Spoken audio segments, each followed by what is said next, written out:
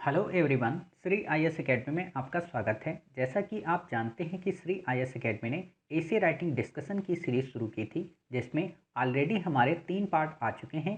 ये हमारा पार्ट 4 है।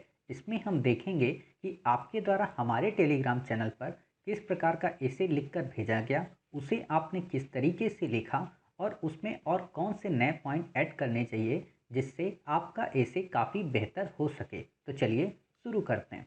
जैसा कि आप देख रहे हैं, ये एसे आपके द्वारा हमारे टेलीग्राम चैनल पर लिखकर भेजा गया है। तो सबसे पहले हम आपके एसे को पढ़ेंगे, फिर आपके उन भावों को देखेंगे और उसके बाद देखेंगे कि वास्तव में इस एसे को कैसे लिखना चाहिए। तो आपका एसे है, जहाज अपने चारों तरफ के पानी के वजह से नहीं डूबा करते, जहाज पानी के अंदर समा जाने की वजह से डूबते हैं। आपने लिखा है, एमएस धोनी फिल्म के एक दृश्य में धोनी व उनके मित्र टेनिस ग्राउंड में अभ्यास कर रहे होते हैं। तभी वहां से एक खिलाड़ी अभ्यास कर वापस जाता है। धोनी के मित्रगण उस खिलाड़ी को स्तब्ध मुद्रा में देखते लगते हैं। अब अगले दिन के मैच में वही खिलाड़ी धोनी के टीम के विरुद्ध एक बेहतरीन स्कोर बनाता है और धोनी की टीम हार जाती है। धोनी इस मैच का हाल अपने मित्रों से साझा करते हैं, तो वो ये कहते हैं कि पता है कि हम मैच कहाँ हारे। तो उनके दोस्त पूछते हैं कहाँ, तो धोनी का जवाब होता है टेनिस ग्राउंड पर।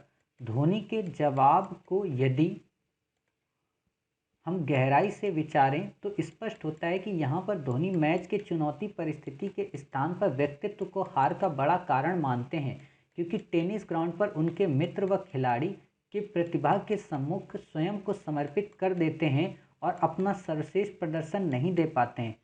प्रश्न उठता है कि व्यक्तित्व क्या है, परिस्थितियों का सामना करने में व्यक्तित्व की क्या भूमिका है, व्यक्तित्व का निर्माण कैसे होता है। व्यक्तित्व आत्मविश्वास, बुद्धिमत्ता, साहस, दृढ़ता, मानवता, सत्यनिष्ठा आदि गुणों के समुच्चय को कहते हैं।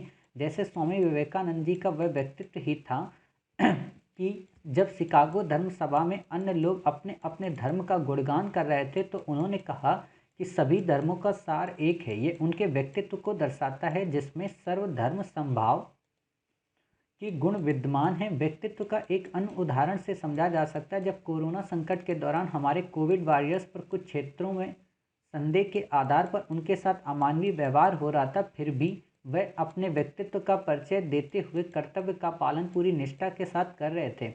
व्यक्तित्व सिर्फ मानव का नहीं होता, अपितु संस्था, समाज, प्रथा, देश व विश्व का भी होता है, जो उनके सामने आने वाली चुनौती का सामना करने में मदद करता है। इसरो, गूगल जैसे संस्थानों की सफलता का सबसे बड़ा कारण उनकी कार्य संस्कृति ही है। भारतीय संस्कृत को देखें तो प्राचीन काल से लेकर ईस्ट इंडिया कंपनी तक उन्होंने भारतीय संस्कृत को प्रभावित करने का प्रयास किया, परंतु भारतीय संस्कृत की अपनी ही विशेषता है कि वो इस संस्कृत को अपने समाहित कर और भी प्रगतिशील व व्यापक बन गई। वहीं हम अब देखते हैं कि परिस्थितियों का सामना करने में व्यक्तित्व की भूमिका क्या है। जैसा कि हम सब इस तथ्य से भली भांति परिचित हैं कि परिस्थितियां कौन सा स्वरूप धारण करें, इस स्थिति पर मानव का नियंत्रण नहीं होता, परंतु यदि मानव, संस्था, देश आदि का व्यक्तित्व उत्कृष्ट है तो इन परिस्थितियों को अपने अनुकूल ढाल लेता है। जैसे वर्तमान में भारतीय अर्थव्यवस्था में बढ़ते एनपीए संकट को देखें तो इसके पीछे का मुख्य कारण बैंकिंग व्यवस्था में कार्यरत अधिकारियों द्वारा जानबूझकर बैलेंस शीट को त्रुटिपूर्वक त्रुटिपूर्वक बनाना, जिससे बैंकों को एनपीए में लगातार बढ़ोतरी हुई और मंदी के सबसे बड़े कारणों में से एक चिन्हित हुई। अर्थात कोई कॉरपोरेट घराना यदि लोभी भी होता तो भी यदि बैंकिंग संस्था का कर्मचारी यदि सत्यनिष्ठ होता तो एनपीए का संकट नहीं बढ़ता। वहीं हम देखें कि भारत में महिला पुरुष के लिंगानुपात में अंतर क्यों है, तो इसके बाह्य कारणों में मातृ मृत्युदर, यौन हिंसा आदि हैं, परंतु यदि आंतरिक कारणों को तलाशें तो सबसे बड़ा कारण है पितृसत्तात्मक सोच, क्योंकि इस सोच के कारण महिलाओं को द्वितीय दर्जा प्राप्त है, जिसके कारण वो शिक्षा से वंचित हैं, जिसका परिणाम होता है उनका सशक्तिकरण ना हो पाए। एक प्रसिद्ध कथन है कि वह यदि एक पुरुष शिक्षित होता है तो स्वयं शिक्षित होता है, परंतु यदि कोई महिला शिक्षित होती है तो पूरा परिवार शिक्षित होता है। इसी क्रम में हम देखते हैं कि विश्व के सबसे पुरातन लोकतंत्र कहे जाने वाले अमेरिका में वहाँ के कुछ निवासियों ने ही लोकतंत्र के मंदिर कहे जाने वाले संसद पर हमला कर दिया, और अब पूरी दुनिया में यह सुगबुगाहट शुरू होने लगी कि क्या यही दुनिया का सबसे परिपक्व लोकतंत्र है। उपरोक्त उदाहरणों से देखने से किस तरह बाप परिस्थितियों के इतर व्यक्ति के व्यक्तित्व की भूमिका उनके विकास में निर्णायक होती, क्योंकि यदि बैंकिंग संस्था का व्यक्ति सत्यनिष्ठ है तो कभी एनपीए का संकट ना होता। चाहे कितना दबाव हो या फिर अमेरिका के लोग अपने मुद्दे को शांतिपूर्वक हल करते तो आज कोई इनके लोकतंत्र पर प्रश्न नहीं उठाता। फिर आपने लिखा है, वहीं यदि महिलाओं से जुड़ी जो मूल संगठन है हाँ संगठन है, यदि उसका समाधान कर दिया जाए समस्या है, यदि उसका समाधान कर दिया जाए तो वो और बेहतर प्रदर्शन कर सकती हैं। हमारे समक्ष कई ऐसे उदाहरण हैं जो विपरीत परिस्थितियों के बावजूद अपने उद्देश्य को प्राप्त कर सके। जैसे 2014 में स्वच्छता कार्यक्रम की शुरुआत जब सार्वजनिक स्थल पर स्वच्छता की बात बस दीवारों पर पन्नों पर लिखी होती है, लेकिन वर्तमान में स्वच्छता एक आंदोलन के रूप में चल रहा है, जिसका उदाहरण वर्ष 2019 में भारत का ओडीएफ मुक्त होना है। वहीं हम पहली भारतीय पुलिस सेवा आईपीएस अधिकारी किरण बेदी को उदाहरण देखें तो स्पष्ट होता है कि पुलिस अधिकारी बनी जब महिलाओं के लिए बस घर अंदर ही माना जाता था, लेकिन वो परिस्थितियों के दबाव में आकर अपना सर्वश्रेष देना नहीं भूलें और कई महिलाओं की प्रेरणा स्रोत हैं। हाल के उदाहरण कोविड वैक्सीन को लेकर देखें तो यूरोप व अमेरिका जैसे विकसित देश वैक्सीन की दक्षता को लेकर सुनिश्चित नहीं है, तो भारत की कोवैक्सीन और कोविशील्ड की दक्षता अन्य वैक्सीन की तुलना में श्रेष्ठ है। वहीं यदि भारत ये सोचता है यूरोप व अमेरिका जैसे देश बेहतरीन वैक्सीन नहीं बना पाए तो हम कैसे बना पाएंगे, जबकि हम विकासशील देश हैं, परंतु भारत में अपना समय इस पर व्यर्थ न कर वैक्सीन बनाने पर लगाए। व्यक्तित्व के निर्माण के विषय को देखें तो इसमें व्यक्ति के स्वयं का, जैसे कि यदि उसका उद्देश्य देश की सेवा, समाज की सेवा, तो इसके अंदर सेवा भाव के गुण विद्यमान होंगे और इनके साथ व्यक्तित्व के निर्माण में परिवार व समाज देश का भी प्रभाव पड़ता है। अतः हमारे संविधान के प्रस्तावना में भी यह बात स्पष्ट है, हमारे देश के नागरिकों को अपने देश को मजबूत व अक्षुण्ण रखने के लिए एकता व अखंडता की भावना को नित्य रूप से मजबूत करना होगा, क्योंकि हमारा देश विविधताओं से भरा देश है, जहाँ पर विविध संस्कृति, धर्म, जाति के लोग रहते हैं और देश विरोधी शक्तियाँ जहाज के चारों तरफ के पानी के समान है। लेकिन यदि भारत रूपी जहाज के अंदर ही विभाजनकारी शक्तियां जन्म लेंगी तो वह ताकतें अर्थात पानी सरलता से जहाज को डुबो देगा। इसके लिए महत्वपूर्ण है कि भारत के नागरिक निरंतर एकता के भाव का विकास करें। देखिए, आपने लिखा तो अच्छा है, पॉइंट आपने सारे डाले हैं, बस इन्हीं पॉइंट को अगर आप अरेंज कर दें अर्थात सिस्टमेटिक कर दें तो ये ऐसे आपका काफ़ी अच्छा हो जाएगा। अब आपके मन में आ रहा होगा कि सर ऐसा आपने क्यों कहा। ऐसा हमने इसलिए कहा क्योंकि आपने जितनी बातें लिखी हैं ना, वो सारी बातें आपको इस संदर्भ के अंदर ही बता देनी है। क्लियर? अगर आप इस संदर्भ को बेस बनाएं, इस संदर्भ को अपनी भूमिका बनाएं और इस संदर्भ में प्रश्न को जनरेट करके अगर वो अपनी पूरी कहानियाँ गढ़ दें, चाहे वो बैंकिंग प्रणाली की कहानी गढ़ दें, चाहे कोविड-19 की कहानी कर दें, चाहे वैक्सीन के निर्माण की बात कर दें, चाहे स्वामी विवेकानंद की बात कर दें, चाहे परिवार की बात कर लें, चाहे धर्म व समाज की बात कर लें, चाहे महिलाओं के सशक्तिकरण की बात कर लें, और जब ऐसी सारी चीज़ें आप इसके अंदर कर लोगे और चाहे आप एमएस धोनी साहब की बात कर लें, क्लियर, तो आपका ये एसे वास्तव में इस प्रश्न की मांग के अनुकूल हो जाएगा। क्लियर? अब आप में से कई सारे लोगों को लग रहा होगा कि सर आपने इस एसे को तो बता दिया है अपनी एसे राइटिंग की क्लास में और वहाँ पे आपने लगभग सारे पॉइंट कवर करा दिए हैं। तो ये बिल्कुल बात सही है, वहाँ पर हमने एसे राइटिंग करने का आपको एक तरीका बताया था। क्लियर? कि आपको इस हिसाब से इस एसे को गढ़ना है। क्लियर? यहाँ पे हम क्या करेंगे, हम आपको यहाँ नवीन पॉइंट कोई भी नहीं बताएंगे। क्यों? क्योंकि नवीन पॉइंट वहाँ पे हमने बता दिए हैं। अगर हम यहाँ पे बताएंगे तो ये फिर रिपीटेड हो जाएगा। क्लियर? हम क्या करेंगे कि यहाँ पर हम आपके ही मटेरियल का उपयोग करते हुए एक अच्छा घर बना देंगे, अर्थात आपके मटेरियल में जो इधर उधर सब सामान बिखरा पड़ा है उस सामान को एक जगह अरेंज करेंगे, पैसेज बाय उनको अरेंज करेंगे, लाइन बाय लाइन उनको अरेंज करेंगे और करेक्शन करने के बाद हम उसे एक बेहतरीन कहानी में गढ़ देंगे। इससे क्या फ़ायदा होगा? इससे दो फायदे होंगे। एक फ़ायदा ये होगा कि आपको एक मॉडल तो हमने दे दिया है कि इसे कैसे इस विषय पे लिखना चाहिए, दूसरा मॉडल हम आपको अभी दे देंगे तो आपके पास दो चॉइस होंगी। और जो बेहतरीन स्टूडेंट्स होंगे या जो बेहतरीन कर्मयोगी होंगे वो क्या करेंगे, आधे पॉइंट पार्ट 1 से ले लेंगे, आधे पॉइंट यहाँ से ले लेंगे और अपना जो ऐसे है उसे सर्वश्रेष्ठ बना लेंगे। क्लियर। तो यही चीज़ होती है कि आप समय की परिस्थिति के अनुरूप अपने आप को बदल सकें। कई बार क्या होता है कि कई अध्यापक अपने एक ही आंसर फ्रेम को पूरी दुनिया को गाते रहते हैं, बट आपको पता है कि श्री IAS एकेडमी का उद्देश्य है आपको बेहतर से बेहतर बनाना, आपको श्रेष्ठ से सर्वश्रेष्ठ बनाना। और न केवल हम आपको श्रेष्ठ से सर्वश्रेष्ठ बनाते हैं, बल्कि हम जो आपको बताते हैं उसको अगले वर्जन में जब बताएं तो वो भी पहले की अपेक्षा अलग हो, रिपीटेड पॉइंट ना हो। ताकि हम चाहते तो आपको सारे पॉइंट वही वाले रिपीट करके सुना देते, आप भी खुश हो जाते, तो मज़ा नहीं आता है। क्योंकि आपने इतनी मेहनत की है, आपने 8 पेज लिखे हैं, अर्थात आपने कुछ सोच कर लिखा है। और ऐसा नहीं कि आपने कुछ भी सब गलत लिख दिया, बिल्कुल भी कुछ गलत नहीं लिखा। बस ये है कि इन बिंदुओं को क्रमवार लगाना है। कहानी अच्छी है, देखना हम इससे एक भी लाइन नहीं हटाएंगे और इन्हीं को अच्छे से तह कर लगा देंगे। जैसे आपने देखा होगा कि कई सारे जो पति होते हैं और उनकी जो पत्नियां होती हैं, तो पति क्या करते हैं, मतलब घर को बड़ा कूड़ा करकट टाइप का रख देंगे। क्लियर। जरूरी नहीं कि पति करते हैं, कभी कभी पत्नियां भी करती हैं, तो ये मान लेना। तो पत्नियां जब आएंगी वो क्या करेंगी, वो अब उस घर को बिल्कुल सजा के रख देती हैं। तो पतियों को लगता है कि अरे इतनी सफाई कैसे हो गई किचन की, या इतनी सफाई कैसे हो गई बेडरूम की। क्लियर। वो इसी कारण, क्योंकि वो क्या करती हैं उसी कमरे में, ऐसा तो है नहीं कि वो कमरे को तोड़ के, दीवार को तोड़ के नया कमरा बनाती हैं, उसी को अरेंज कर देती हैं। वही हम आपका यहाँ पे काम करेंगे, आपकी एक एक लाइन को, कौन सी लाइन उपयोग करनी चाहिए, कौन सी नहीं करनी चाहिए, और अंत में सबको हम रिवाइज करा देंगे। क्लियर। एक फ्रेम में सजा देंगे। तो पहले हम शुरू से एक एक लाइन को खंडित करते हैं। क्लियर। जैसे कि आपने MS धोनी साहब फिल्म का ये वाला सीन लिया टेनिस ग्राउंड का। क्लियर। लेकिन आपको यहाँ पे टेनिस ग्राउंड का ये सीन नहीं लेना चाहिए। क्यों? क्योंकि ये सीन यहाँ पे फिट नहीं बैठ रहा है। क्लियर। अब आपके मन में आया होगा सर कि जब ये सीन ना लें तो फिर हम कौन सा सीन लें।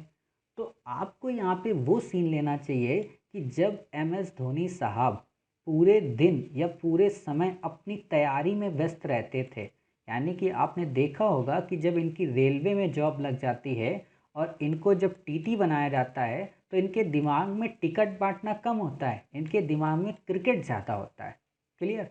अर्थात ये क्या करते हैं, ये अपने अंदर की जो सकारात्मक अभिवृत्ति है, अपने विकास की जो गाथा है, अपने इतिहास लिखने की जो लेखनी है, उसको यथावत बनाए रखते हैं, अपेक्षाकृत उस लोभ और माया के जंजाल से बचने के लिए। आपने देखा होगा उस मूवी में MS साहब ने पैसे के लिए क्रिकेट नहीं खेला, उन्होंने पैसे के लिए क्रिकेट को कभी उन्होंने अपने जीवन में साकार रूप नहीं दिया। और आज भी वर्तमान संदर्भ में भी आप MS साहब को कभी भी पैसे के रूप में नहीं देखोगे। और चाहे MS साहब हों, चाहे सचिन तेंदुलकर हों, जितने भी बड़े बड़े प्लेयर्स हैं, वो पैसे को अपने व्यक्तित्व से नहीं तौलते हैं। क्लियर। कई बार आपने लास्ट ईयर एक कंट्रोवर्सी सुनी होगी कि कोविड-19 को लेकर MS साहब ने काफ़ी कम पैसा डोनेशन किया, तो उस वक्त उनकी वाइफ ने आकर क्लियर किया था कि आप क्या जानते हो MS सर के बारे में। ठीक है। तो ये उनका व्यक्तित्व है। अर्थात एक चीज़ देखना कि MS सर ने, दूसरा व्यक्तित्व MS सर का देखो कि MS सर ने जो विवाह किया वो किससे किया, होटल मैनेजमेंट में जो लेडी थी। क्लियर। उनसे विवाह करते हैं वो। तो ऐसा क्यों? ऐसा क्योंकि उनका व्यक्तित्व था। अर्थात उन्होंने अपने व्यक्तित्व में, चाहते तो वो अपने क्रिकेट की किसी पर्सनालिटी से कर लेते, चाहते तो वो किसी फिल्म अभिनेत्री से कर लेते, चाहते तो वो काफ़ी बड़े इंडस्ट्रियलिस्ट की बेटी से कर लेते, बट उन्होंने नहीं किया। अर्थात उनके अंदर मोह ममता माया नहीं थी, उनके अंदर दया करुणा क्षमा थी। क्लियर। उनके जो मूल्य थे, उनके जो वैल्यूज़ थे, वो काफ़ी अच्छे थे। और आप देखोगे जब भी वो क्रिकेट ग्राउंड में खेलने गए तो हमेशा अपने जो कह सकते हो कंपटीटर है उससे भी सीखने का प्रयास किया। आपने उसी समय एक इंसिडेंट देखा होगा कि जब वो लोकल अपने ही ग्राउंड में क्रिकेट खेलते थे, तो जो आप हेलीकॉप्टर शॉट कहते हो उसको उन्होंने किससे सीखा, अपने ही विपक्षी टीम के प्लेयर से, कि साहब ये हमें सिखा दो कैसे इसको खेलना है। आपने देखा होगा कि धोनी साहब को कोई स्पॉन्सर नहीं कर रहा था। क्लियर। लेकिन धोनी साहब का जो जहाज़ था वो डूबा नहीं। क्लियर। कहने का मतलब वो उस संसार सागर से प्रभावित नहीं हुआ। भले उनको किसी ने स्पॉन्सर नहीं किया, भले ही उनको किसी ने सहायता नहीं की। आप देखोगे कि उसी समय जो रेलवे का जो चीफ था उस समय का, उसने उनको टिकट के पैसे नहीं प्रोवाइड कराए, अर्थात उनको ये बताया ही नहीं कि उनका रांची में क्रिकेट है। तब उनके दोस्तों ने और वो जो दुकानदार है उसने, इन सब ने मिलकर क्या किया, इन सब ने मिलकर पैसा अरेंज किया, एक गाड़ी बुक की और पूरी रात क्रिकेट के लिए गाड़ी चलाई। लेकिन फिर भी सुबह तक स्टेशन में ट्रेन छूट जाती है, लेकिन हिम्मत नहीं हारते।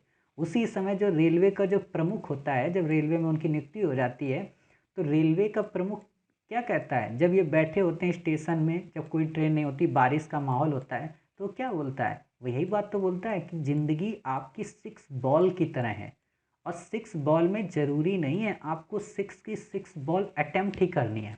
क्लियर? इस लाइन को समझना, क्योंकि मैं बहुत गहरा गुण अर्थ आपको बताने वाला हूँ। 6 जो बॉल्स हैं वो ज़रूरी नहीं कि आपकी हर एक बॉल को हिट करो, आपको 6 रन बनाने हैं, ये तो क्लियर है। लेकिन ज़रूरी है कि आप 5 बॉल में 6 बनाओ। आप लास्ट की बॉल पे 6 भी मारकर तो 6 बना सकते हो। अर्थात आप में से कई सारे लोग जो यूपीएससी की तैयारी कर रहे हो, अगर आपका फर्स्ट अटैम्प्ट लॉस हो गया, सेकेंड अटैम्प्ट लॉस हो गया, थर्ड अटैम्प्ट लॉस हो गया, लास्ट अटैम्प्ट है, तो आप इस लास्ट अटैम्प्ट में भी 6 मार सकते हो। क्लियर? तो टेंशन नहीं लेना। वही चीज़ें यहाँ पे बताएं कि अर्थात धोनी ने अपना कैरियर दांव पे नहीं लगाया, अपने फ्यूचर से समझौता नहीं किया, किसी गलत प्रवृत्ति की ओर उन्मुख नहीं हुआ। आप ये चीज़ बताओगे। क्लियर? देखो, जब उदाहरण भी लेते हैं ना, तो हमें अच्छे लेने चाहिए जो वहाँ से संबद्ध हो। तो ये मैंने बता दिया, तो आपका ये पैरा इतना क्लियर हो गया। ठीक है, चलिए दूसरा है आपका यहाँ पे पैरा, एक मिनट, परिस्थिति व्यक्तित्व की भूमिका। हाँ, जैसे आपने ये बताया स्वामी विवेकानंद जी के बारे में, स्वामी विवेकानंद जी के बारे में आप वही स्टोरी लिख सकते हो जो मैंने आपको बताया था कि किस प्रकार स्वामी विवेकानंद जी ने वहाँ पर जब शिकागो में स्पीच दी। क्लियर? तो शिकागो में जब स्पीच दी तो सोचो, उस समय पहली बार तो शिकागो पहुँचना एक बहुत बड़ी बात थी, और स्वामी विवेकानंद का जो व्यक्तित्व था वो आज के तरह के बाबाओं की तरह विलासी नहीं था। वो भगवाधारी एक संत था। वो अपना जीवन कम से कम में गुजारता था। सिंपल लिविंग हाई थिंकिंग उनके जीवन का उद्देश्य था। और उनके जो विचार थे वो क्या कहते हैं कि जब तक कोई व्यक्ति इस देश में भूखा है, उसको शिक्षा नहीं मिल रही है, वो सही से अपना जीवन यापन नहीं कर पा रहा, मैं उस हर एक व्यक्ति को देशद्रोही मानूंगा जो उनके पैसे के दम पर आज सक्सेस पा चुके हैं। कहने का क्या मतलब है कि कहने का मतलब ये है कि जो लोग अनीति से पैसा कमा रहे हैं, वो नीति में अगर पैसा नहीं लगा रहे, लोगों के कल्याण की बातें नहीं कर रहे, तो वो हर एक व्यक्ति दोषी है। अर्थात वो हर एक व्यक्ति उस पानी में डूबने वाले जहाज के समान है जो संसार के भवरूपी सागर को पार कराने में लोगों की मदद नहीं कर रहा, अर्थात लोगों को गरीबी की पीड़ा से उबारने का यत्न नहीं कर रहा। आप देखोगे स्वामी विवेकानंद जी का जो कैरेक्टर था, वहाँ पे तो मैंने एक स्टोरी आपको बता दी थी कि विवेकानंद जी से वहाँ की कई सारी स्त्रियों ने कहा कि आप हमसे विवाह कर लें। क्लियर? और हमें पुत्र की प्राप्ति चाहिए। तो उन्होंने, विवेकानंद ने बड़ी अच्छी एक लाइन कही थी, आप जब धर्म पढ़ेंगे, होता क्या है ना कि हम लोग धर्म नहीं पढ़ते, अध्यात्म नहीं पढ़ते, इसलिए हमें लगता है कि हमें कुछ नहीं पता। आप देखिएगा उसी समय अध्यात्म में एक स्टोरी आती है कि विवेकानंद जी से एक महिला कहती हैं, काफ़ी खूबसूरत स्त्री हैं, और वैसे भी फॉरेनर काफ़ी खूबसूरत होते हैं रूप से, हालांकि चरित्र से भी होते हैं। तो उन्होंने उनसे कहा कि विवेकानंद जी, क्या आप हमसे विवाह करेंगे? तो विवेकानंद जी ने पूछा, आप हमसे विवाह क्यों करना चाहते हैं? उन्होंने कहा कि हम आपसे विवाह करके एक पुत्र की प्राप्ति करेंगे, ताकि वो आप ही की तरह का विचार वाला हो और हम उसको पालेंगे। तो विवेकानंद जी का जवाब जानते हो क्या था? आज की तरह साधु महात्मा की तरह नहीं था। उन्होंने कहा, ठीक है माता, आज से मैं आपका बेटा बन गया, अब आप हमें पाल लो। क्यों आप वासना के चक्कर में पड़कर मेरे साथ आप एक वैवाहिक संबंध स्थापित करोगी? मैं तो एक सन्यासी साधु हूँ, 2 वक्त की रोटी चाहिए, मेरा कोई ठिकाना नहीं। आप कहोगी कि हम गृह में ही बंधे रहें, हम आपकी ही बस सेवा करते रहें, वो मेरे से हो नहीं सकता, क्योंकि मेरी सेवा है मानव सेवा। क्लियर? ये था विवेकानंद का व्यक्तित्व। आप यहाँ पे इस चीज़ को बताओगे। क्लियर?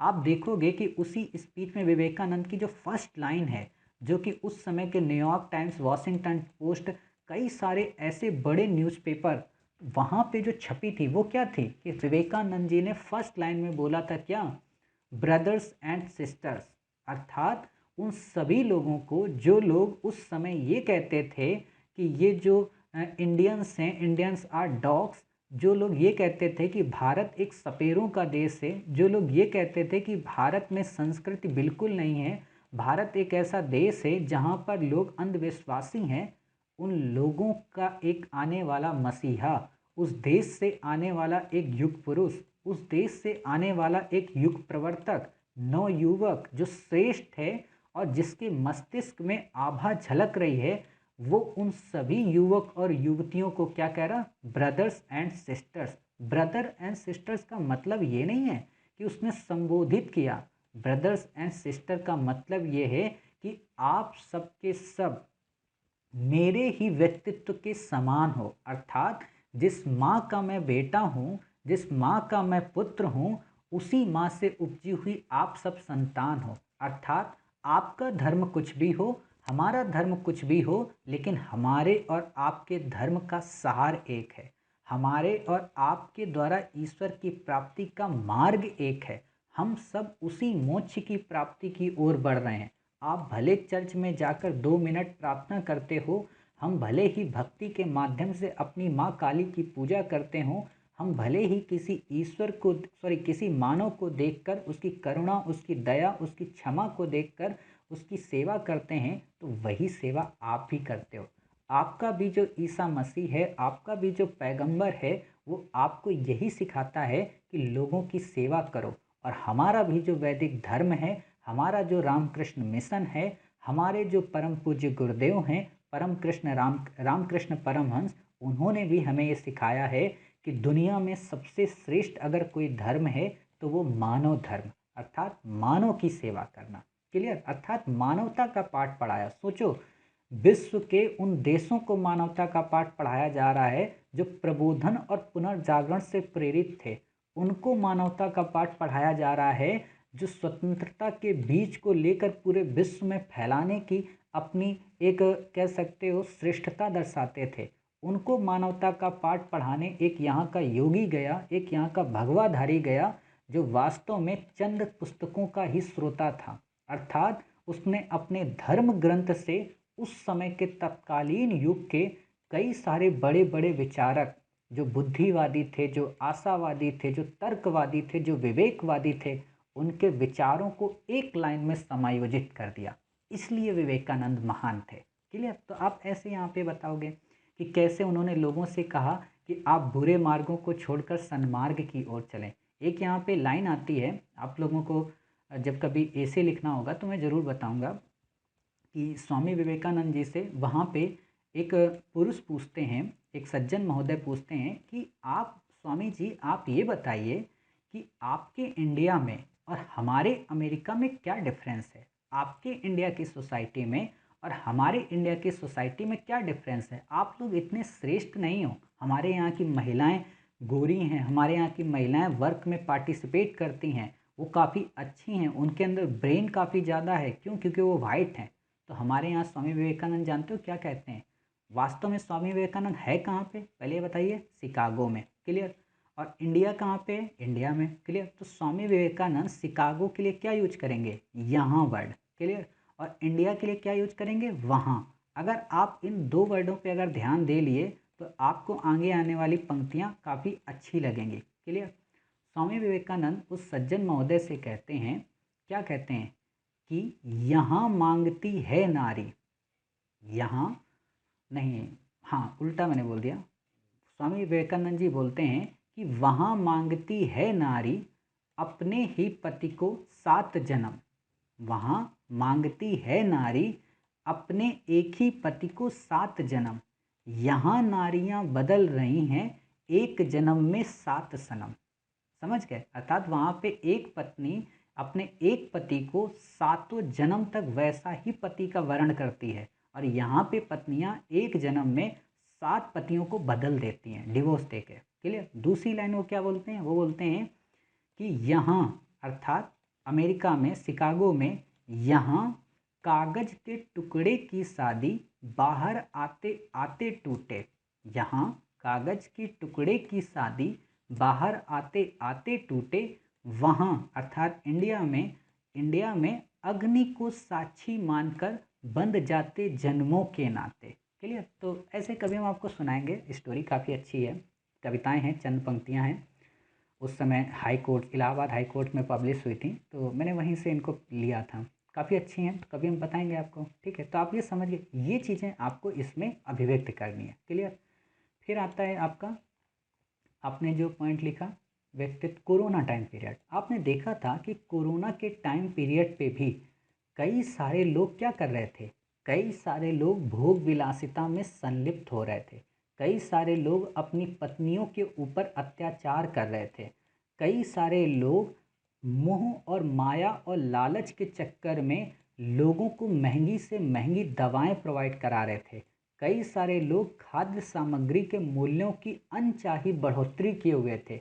ये सब क्या था, ये सब उन लोगों के अंदर जो अवगुण थे, उन अवगुणों को दर्शाने का प्रयास था। क्लियर। लेकिन वहीं दूसरी ओर कई सारे ऐसे लोग थे जो निस्वार्थ भाव से, बिना किसी आसक्ति के, बिना किसी मोह के बंधन में, बिना किसी लाभ के, बिना किसी हित के, बिना किसी एडवर्टाइज के लोगों की सेवा कर रहे थे। क्यों?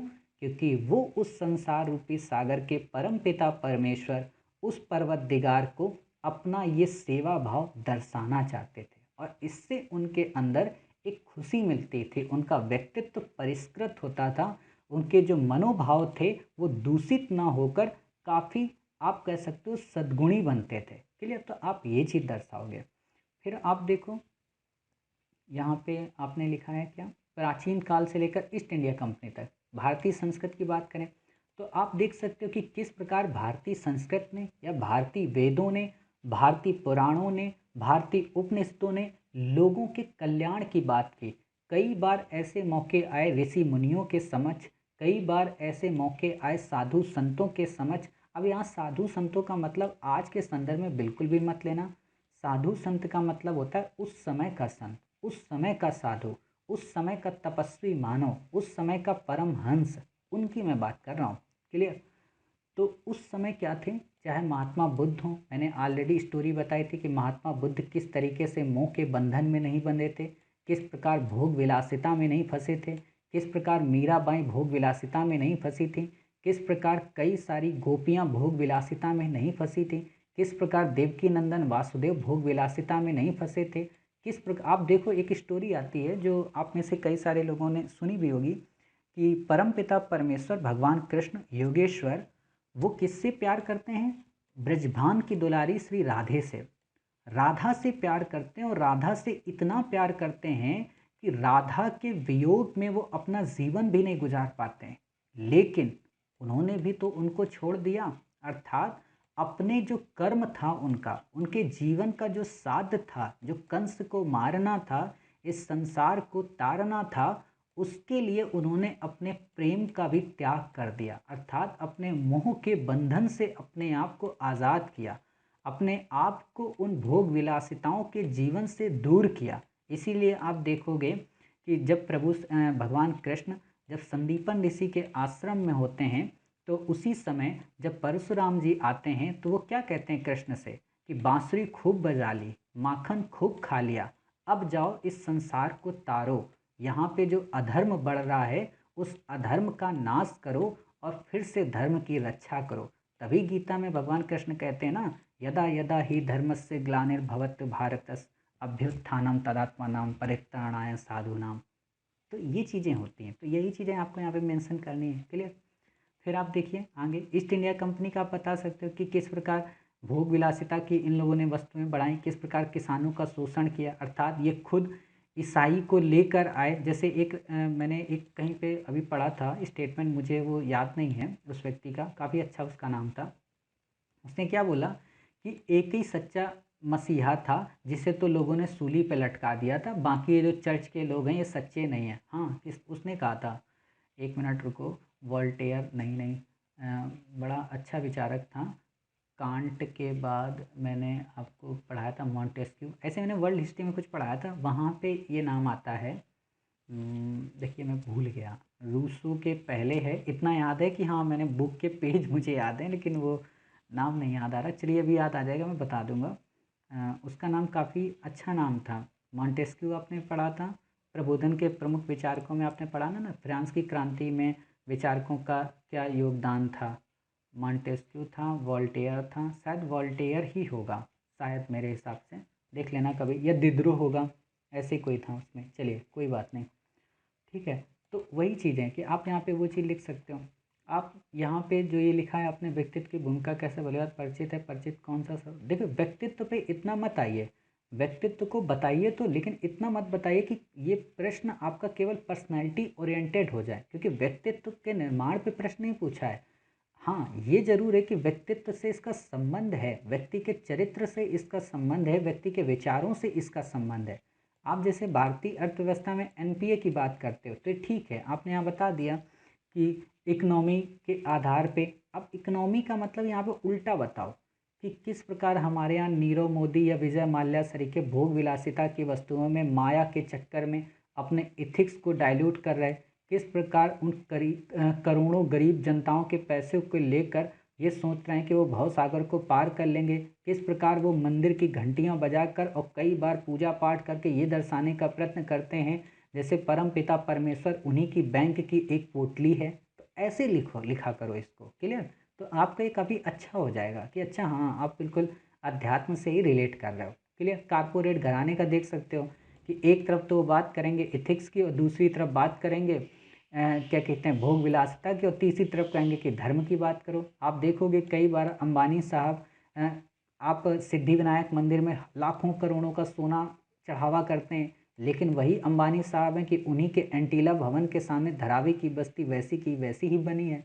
हालांकि उसके कई कारण हो सकते हैं, उस पर कभी डिबेट भी हो सकती है, लेकिन ये आप वर्ड लिख सकते हो। आप यहाँ पे ये भी लिख सकते हो कि एक तरफ रतन टाटा का जो व्यक्तित्व है वो किस तरह का व्यक्तित्व है, मतलब अर्थात उन्होंने लोगों को, मतलब हर एक व्यक्ति को, जब 26/11 की जो घटना हुई थी उसमें जो लोग भी मतलब उस घटना के शिकार हुए थे, उन हर एक व्यक्ति को, हर एक परिवार को, वहाँ के रहने वाले रेड़ी पटरी को, वहाँ के ठेले ठेलिया को, रिक्शा वाले को, ऑटो वाले को, हर एक व्यक्ति को एक तरीके की सहायता राशि प्रदान करके उनके जीवन को फिर से पटरी पर लाने का प्रयास किया। सोचो लालच ही तो नहीं है उनके अंदर मोह ही तो नहीं है, उनके अंदर क्या है, उनके अंदर यही है कि वो जब यहाँ से जाएं तो लोग उनको याद करें, वो परम पिता परमेश्वर उनको बुलाए कि हाँ आप आइए, आप जैसे व्यक्तित्व की ही हमें ज़रूरत है।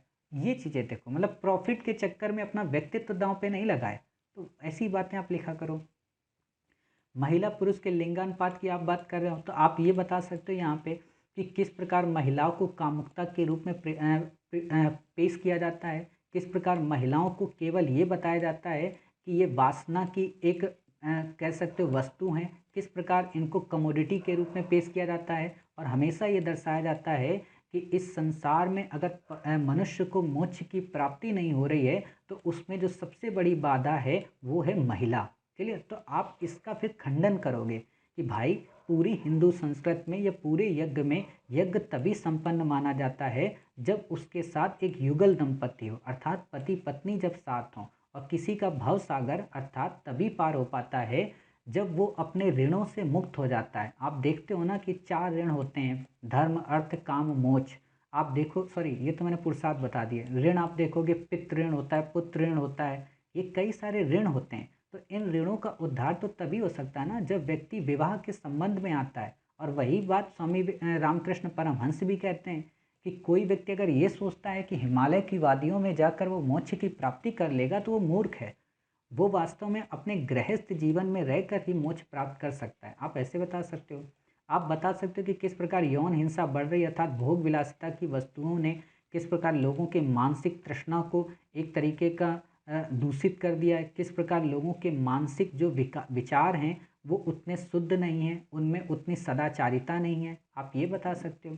किस प्रकार पितृतंत्रात्मक सोच ने लॉकडाउन के टाइम पीरियड पे महिलाओं के प्रति दुराचार को बढ़ावा दिया, किस प्रकार उनके प्रति घरेलू हिंसा को प्रमोट किया। तो ये सारी चीज़ें क्या हैं, एक तरफ लोग कहते हैं कि नारी तू नारायणी, एक तरफ लोग कहते हैं यत्र नारस्ते पूज्यन्ते तत्र देवता रमन्ते, एक तरफ लोग ये कहते हैं कि 21वीं सदी नारी सदी, एक तरफ लोग ये कहते हैं कि जब कोई एक महिला टॉप प्लेयर बनती है तो उसकी तारीफ़ करते हैं और ख़ुद अपनी पत्नी को हे दृष्टि से देखते हैं, उसके साथ अपशब्द या बदसलूकी करते हैं। तो ये एक तरीके का आप बता सकते हो और फिर कहते हैं कि माँ लक्ष्मी हमें पैसा दो, हमें धन दो, हमें ये चीज़ दो। मतलब घर की जो लक्ष्मी है उसके प्रति आपका बिहेवियर सकारात्मक नहीं है और आप माँ लक्ष्मी से ये उम्मीद कर रहे हो कि वो आपके साथ सकारात्मक विचार रखें, तो कैसे हो सकता है? ठीक है।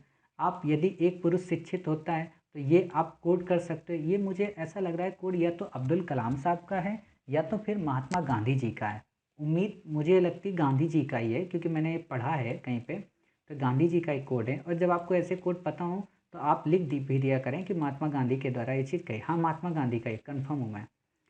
इसी क्रम में हम देखते हैं लोकतंत्र की बात। तो लोकतंत्र में आप बता सकते हो किस प्रकार भ्रष्टाचार की प्रवृत्तियाँ इस लोकतंत्र को प्रगति के मार्ग की ओर नहीं ले जा पा रही। क्लियर?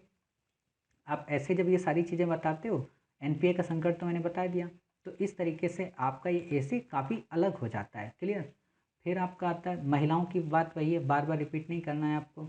2014 में स्वच्छता अभियान के बारे में बता सकते हो कि स्वच्छता अभियान केवल बाहरी नहीं होना चाहिए, स्वच्छता अभियान व्यक्ति के आंतरिक विचारों में भी होना चाहिए ताकि उसकी जो टूटी हुई नौका है वो इस भव सागर से अपने आप को बचा सके। कहने का मतलब क्या है कि आपने लिखा सब कुछ है, ऐसा नहीं कि आपने कोई पॉइंट मिस कर दिया है। बस वही है ना कि उसको बनाने में थोड़ा सा डिस्टरबेंस हो गया। जैसे दूध तो सबके पास था, किसी ने उसका दही बना दिया, किसी ने उसका मट्ठा बना दिया, किसी ने उसकी रबड़ी बना दी, किसी ने उसकी खीर बना दी, तो किसी ने उसकी बढ़िया लस्सी बना दी। क्लियर? या तो किसी ने क्या कर दिया, उसको बेहतरीन सी कोई मिठाई बना दी। अब आप लोगों के मन में हो सकता है लालच भी आ गया हो, कोई बात नहीं। चलिए, तो ऐसा ही आपको करना है कि आप देखो और सोचो कि आप इसको कैसे अपने ऐसे से ऐड करोगे। क्लियर? क्योंकि वर्ड यही है, वर्ड कभी नहीं बदलते। क्लियर? फिर आप देखो आईपीएस अधिकारी किरण बेदी का आप लिख सकते हो। किरण बेदी के बारे में क्या लिख सकते हो? किरण बेदी के बारे में ये लिख सकते हो कि इन्होंने अपने कर्तव्य के प्रति दृढ़ रहते हुए, अपनी निष्ठा के प्रति ईमानदार रहते हुए, अपनी सदाचारिता और अपनी आप कह सकते हो सत्य निष्ठा को दर्शाने के लिए किसी भी मोह के बंधन में नहीं फंसे, किसी भी प्रकार की माया के चक्कर में नहीं फंसे, या आप ये कह सकते हो कि अपने पद और प्रतिष्ठा की गरिमा को हमेशा बनाए रखा। आप ऐसे लिख सकते हो इनके बारे में। क्लियर? कोविड वैक्सीन के बारे में आप लिख सकते हो इंडिया के बारे में कि किस प्रकार इंडिया ने पैसे का ध्यान न रखते हुए, क्लियर, पैसे का ध्यान न रखते हुए अपने पड़ोसी मुल्कों को ये जानकर कि वो रात दिन उन्हीं को कुछ ना कुछ अपशब्द या कुछ ना कुछ अनर्गल बोलते रहते हैं, चाहे पड़ोसी नेपाल हो या हमारा पाकिस्तान हो या श्रीलंका की कभी कभी टसल हो जाती है, तो उनको इस चीज़ का ध्यान नहीं रखा बल्कि अपनी नैतिकता और माया के बंधन से ऊपर उठकर हर एक देश को मुफ्त में दवा प्रोवाइड कराई। क्लियर? तो ये क्या है? ये एक तरीके का वही तो है कि वसुधैव कुटुंबकम के विचार पे हम प्रेरित हैं, अर्थात हम बुरा नहीं देखेंगे, बुरा नहीं सोचेंगे। आप हमारे प्रति कितना भी बुरा करते हो लेकिन हम आपको सुधार कर मानेंगे क्योंकि ये गांधी और बुद्ध का देश है। क्लियर? आप ऐसे लिख सकते हो इसको। फिर आता है आपका कोवैक्सीन नहीं बना पाए जबकि विकासशील देश, ये वही बात है, वही चीज़ें आप लिख सकते हो कि कैसे विकासशील देश, सॉरी, जो विकसित देश थे, जो डेवलप्ड कंट्री थे, वो काफ़ी महंगी में अपनी वैक्सीन बेच रहे हैं, बट इंडिया ने प्रॉफिट को ना देखकर लोगों के कहते सेवा को अपने अग्रणी भाग में रखा, जो कि विवेकानंद से प्रेरणा थी। क्लियर? व्यक्तित्व निर्माण के विषय में देखें, समाज सेवा, आप देख सकते हो आज कैसे लोग देश की सेवा कर रहे हैं, समाज की सेवा कर रहे हैं, किस प्रकार जब भी बात आती है देश के साथ खड़े होने की खड़े रहते हैं। क्लियर? तो आप ये देख सकते हो।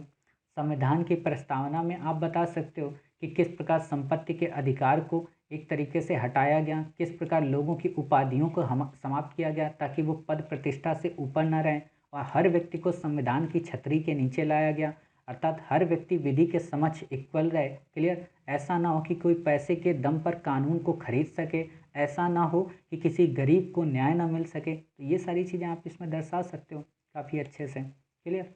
और ये जो लाइन्स हैं इनको आप ऊपर ले आओगे और बाकी कई सारे आप यहाँ पे सूक्तियों का उपयोग कर सकते हो, कई प्रकार के इसमें कथनकों का उपयोग कर सकते हो, जिससे आपका ये ऐसे काफ़ी अच्छा हो सकता है। क्लियर? तो आप समझ गए होंगे, इसमें हमने कई सारे आपके नए पॉइंट्स लिए और हमने कोशिश पूरी यही की कि आप ही के इन्हीं सभी पॉइंट्स को बस थोड़ा सा मॉडिफाई कर दिया। क्लियर? तो उम्मीद है आप इन पॉइंट्स को फिर से अपने आप में मॉडिफाई कर लेंगे और एक तरीके से फिर से अच्छा प्रश्न लिखने की कोशिश करेंगे। मिलते हैं आप ही के द्वारा भेजे गए एक नए ऐसे के साथ। तब तक अपना ख्याल रखिए और स्वस्थ रहिए।